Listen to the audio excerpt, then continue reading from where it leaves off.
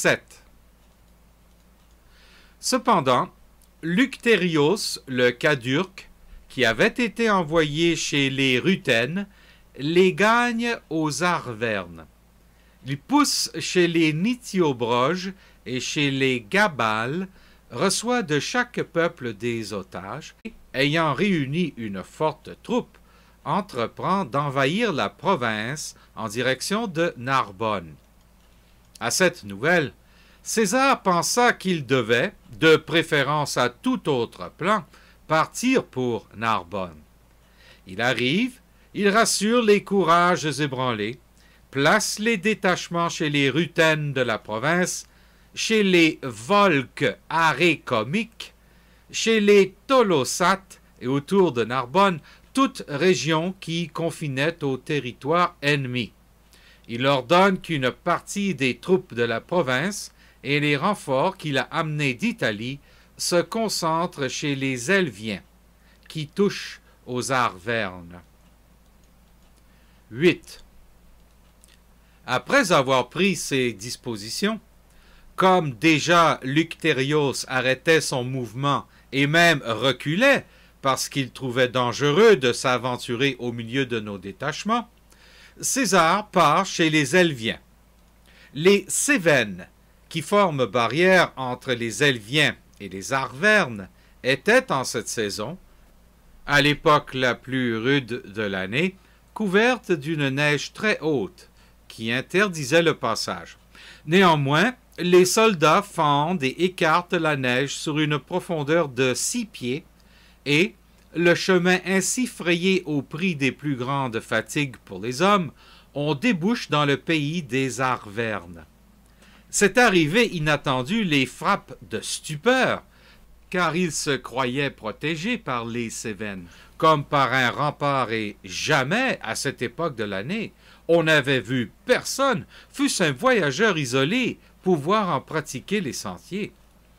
Alors César ordonne à ses cavaliers de rayonner le plus loin possible en terrorisant l'ennemi le plus qu'ils peuvent.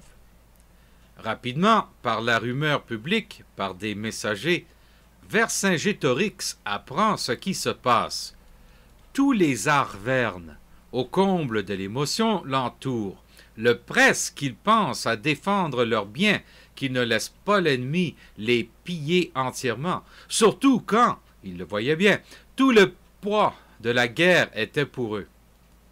Cédant à leurs prières, ils lèvent le camp et quittent le pays des Bituriges pour se rendre chez les Arvernes. 9. Mais César ne resta que 2 jours sur place.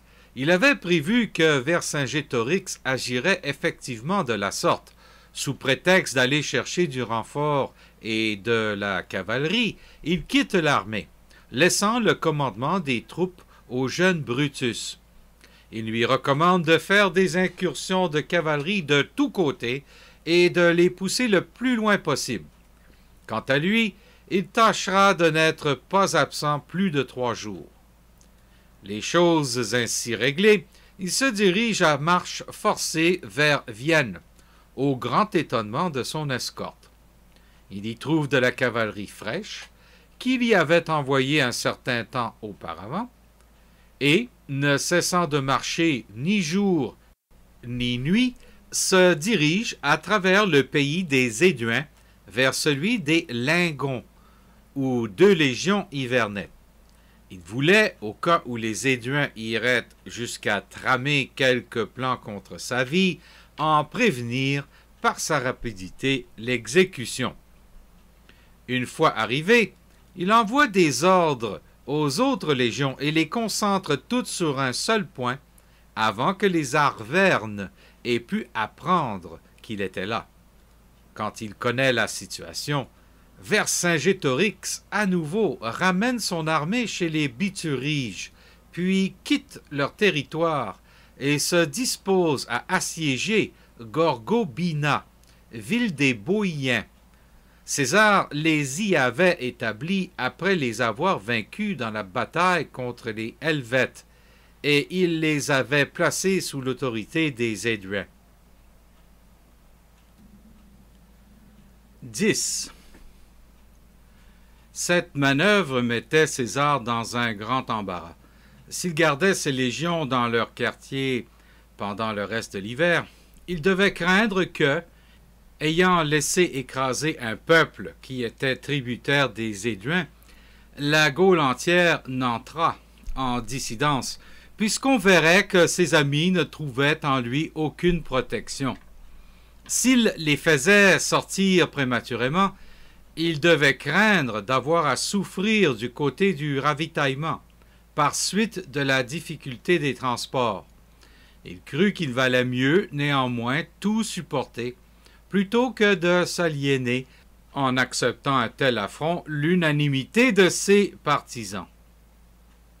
Il invite donc les Éduins à lui fournir des vivres, et se fait précéder chez les Boïens d'une ambassade qui annoncera sa venue et les exhortera à rester fidèles, à supporter vaillamment le choc de l'ennemi.